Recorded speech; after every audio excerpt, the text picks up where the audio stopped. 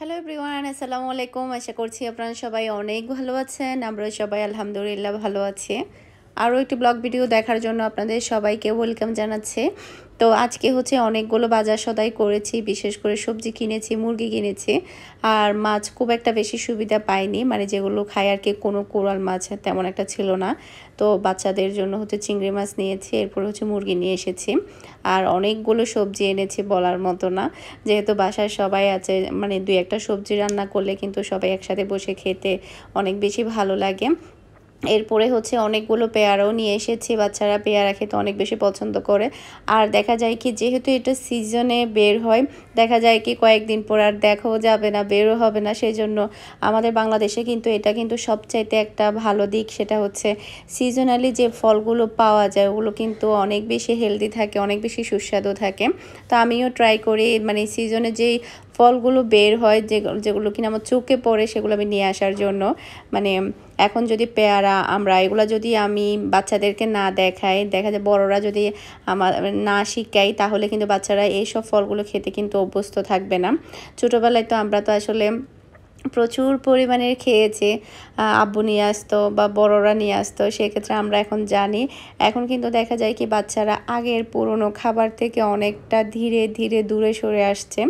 বিশেষ করে দেখা যায় কি পিঠা জাতীয় খাবারটা, এখন তো পিঠা বানানোটাই হচ্ছে মানুষের কাছে মনে হয় কি অনেক ঝামেলার কাজ, এটা সেটা। তবে একটা সময় এগুলোকে আসলে কোনো ঝামেলাই মনে করতো না। তো যাই হোক, বাজার সদাই সবগুলো বের করলাম। লাকি আছে, ওরা সবাই গুছিয়ে নেবে। এরপরে দুপুরে আজকে কি কি রান্না হয়েছে আপনাদের সাথে শেয়ার করি। এখানে ভাত রান্না হয়েছে, ডাল ছিল আগের, আর ভাত হচ্ছে সেদ্ধ চালের ভাত, যেহেতু আমার শাশুড়িরা সবাই সেদ্ধ চালের ভাত খায় আর আমরা খাই হচ্ছে আতপ চালে। তো ওনারা আসার পর আমি বস্তা নিয়ে এসেছিলাম। এরপরে এখানে হচ্ছে ছোট ছোট যে বেগুনগুলো দেখেছেন, সেই বেগুন দিয়ে সিম দিয়ে এখানে হচ্ছে মাছের মাথা দিয়ে রান্না করেছে। দেখতে পাচ্ছেন কতটা মজা হতে পারে এই রান্নাটা, মানে দেখেই লোভ লাগছে, তাই না? অনেক বেশি মজা হয়েছে। আর প্রত্যেকটা রান্না আমার শাশুড়ি করেছে। আর এটা হচ্ছে বাচ্চাদের জন্য মুরগির মাংস। বাচ্চারা আসলে মুরগির মাংস ছাড়া খেতেই চায় না, ডেলি মানে মুরগির মাংস থাকতেই হয়।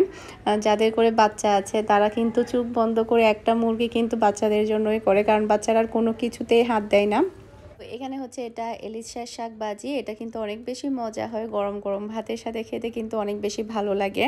তো এটাই ছিল আজকে আমাদের দুপুরের খাবার, আলহামদুলিল্লাহ। তো বিকেলের দিক দিয়ে হচ্ছে আমি কিছু কাপড় রেডি করে নিয়েছি, যেগুলো কিনা টেলার কাছ থেকে এসেছে। এগুলো হচ্ছে আমার কাস্টমারের কাপড়, বিদেশে যাবে।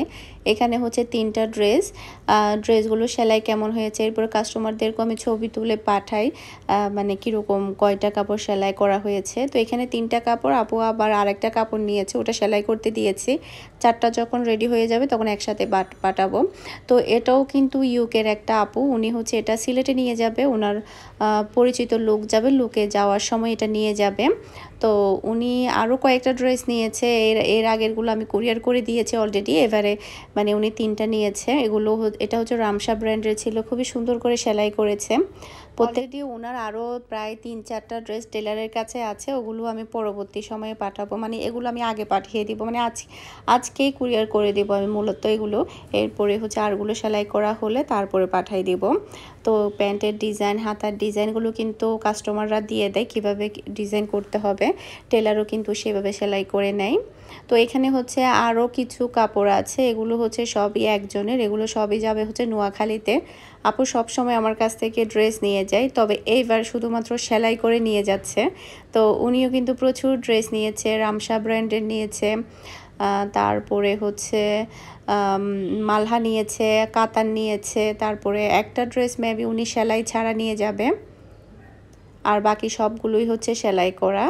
যে দেখতে পাচ্ছেন এখানে সবগুলো ড্রেস সুন্দর করে সেলাই করা হয়েছে। এটা হচ্ছে অরিজিনাল পাকিস্তানি পিনসাইডের ড্রেস নিয়েছিল কয়েকদিন আগে, যেটা এসেছিল। এই যে এগুলোর মধ্যেও দেখছি ডিজাইন দিয়েছে, ডিজাইনগুলো কিন্তু খুব সুন্দর করে সেলাই করতে পারে। তো এগুলো সবই হচ্ছে আমি নোয়াখালীতে পাঠাবো। এই ড্রেসটাও কিন্তু অনেক সুন্দর, মাশাআল্লাহ। এরপর এখানে হচ্ছে কাতান ড্রেস, অনেকগুলো কাতান ড্রেসও নিয়েছে, এগুলো সেলাই করে নিয়ে যাবে।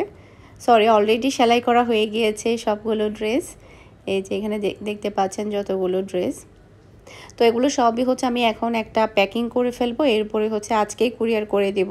কারণ যত তাড়াতাড়ি আসলে কুরিয়ার করে দেওয়া যায় ততই ভালো। কারণ হচ্ছে বাসা অনেক ড্রেস কিন্তু বুকিংয়ে থাকে, মানে ডেলিভারি কিছুদিন পর পর করতে হবে, তারপর 2 দিন পরে, 1 সপ্তাহ পরে, এইভাবে দেখা যায় কি প্রচুর ড্রেস জমে থাকে। তো দ্রুত যদি ডেলিভারিটা যদি কমপ্লিট করে দিতে পারে তাহলে সবচেয়ে বেশি ভালো হয়, না হলে কিন্তু অনেকটা বেশি জমে যায় ড্রেসগুলো। তো এখানে হচ্ছে টোটাল কয়টা ড্রেস, 8টা কি 9টা ড্রেস মেবি, এখানে টোটাল 8টা মনে হয়, 8টা ড্রেস এখানে। তো এটা হচ্ছে বিকেলের দিক দিয়ে হচ্ছে বাচ্চাদের জন্য পিৎজা তৈরি করেছে। বাচ্চারা অনেক বেশি পিৎজা করছিল, কারণ বাচ্চারা অনেক বেশি পিৎজা খেতে পছন্দ করে। তো ওদের জন্য হচ্ছে পিৎজাটা তৈরি করলাম, এরপরে হচ্ছে এটা এখন ওদেরকে কেটে দিব। আর সন্ধ্যার দিক দিয়ে হচ্ছে আমরা সবাই চটপটি খাবো আর হচ্ছে ফুচকা খাবো। ওটা হচ্ছে মানে পুরগুলো ভিজানো হয়েছে। আর গরম গরম পিৎজা খেতে কিন্তু অনেক বেশি মজা লাগে, মাশাআল্লাহ।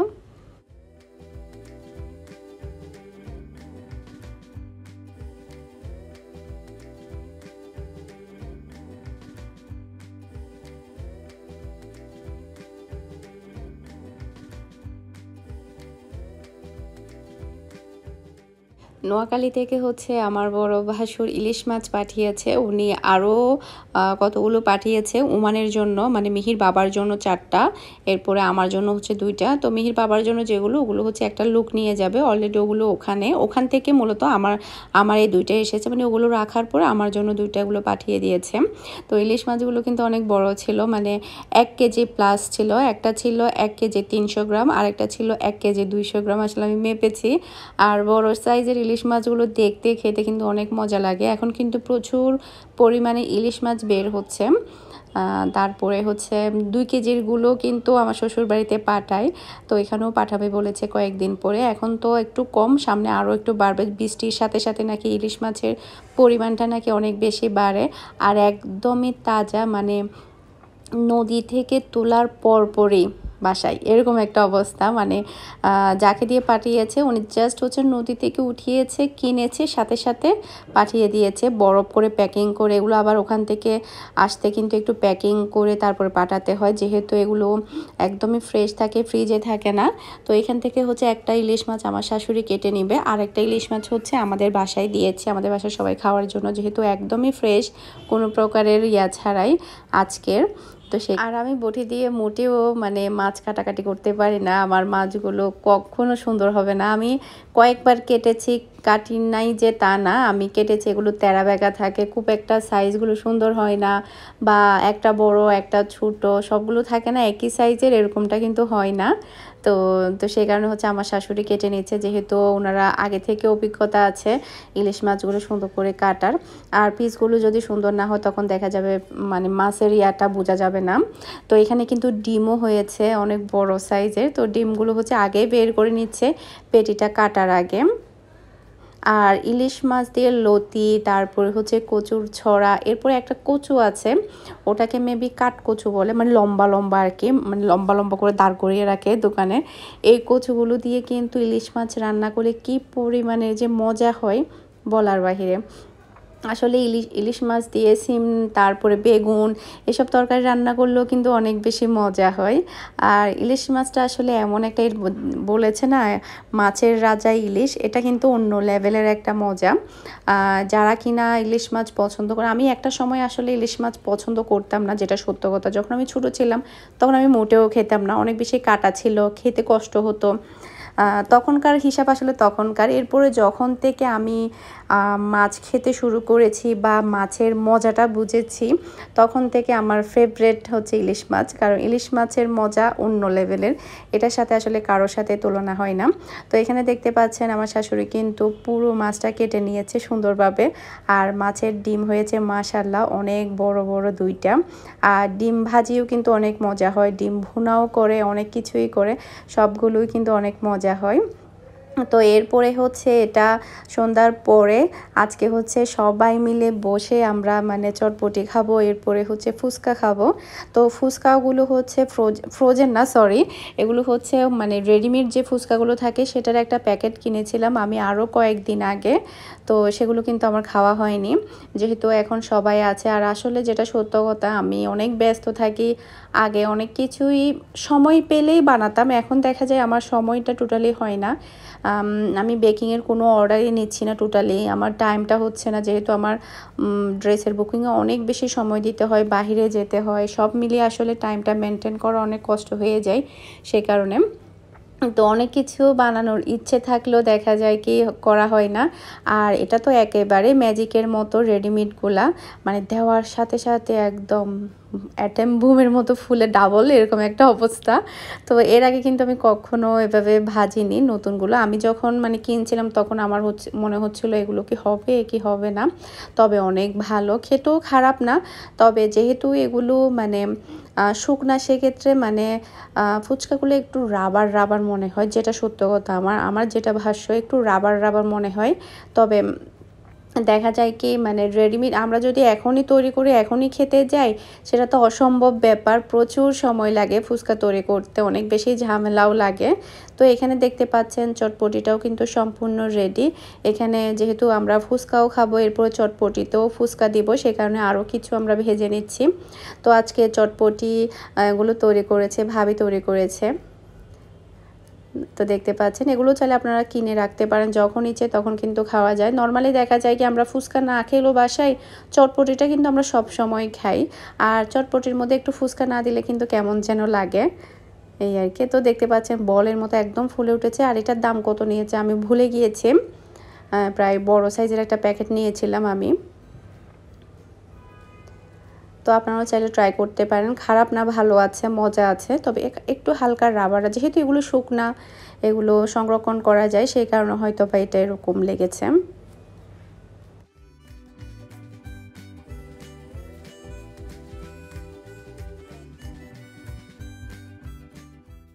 আপনাদেরকে একটা ফুচকা ভেঙে দেখাই আমি, এগুলো অনেক বেশি মচমচে থাকে। আর রেস্টুরেন্টে দেখা যায় কি বেশিরভাগ এখন ফুচকাওয়ালারও কিন্তু এই ধরনের ফুচকাগুলো এখন ইউজ করে, দেখতে পাচ্ছেন অনেক বেশি মচমচে থাকে। তো এখানে আমাদের ফুচকা পার্টি বলতে গেলে বরাবরের মতো রেডি। এখানে টক তৈরি করা হয়েছে, এই যে তেঁতুলের টক, এরপরে হচ্ছে শুকনো মরিচও দেওয়া হয়েছে ঝালের জন্য। আর বাচ্চারা দেখা যায় কি চটপটি, ফুচকা এগুলো কিন্তু অনেক বেশি পছন্দ করে। নর্মালি অন্য পিঠা টিঠা এগুলো কিন্তু ওগুলো খেতে চায় না, তবে এই টাইপের খাবারগুলো আবার খেতে চাই।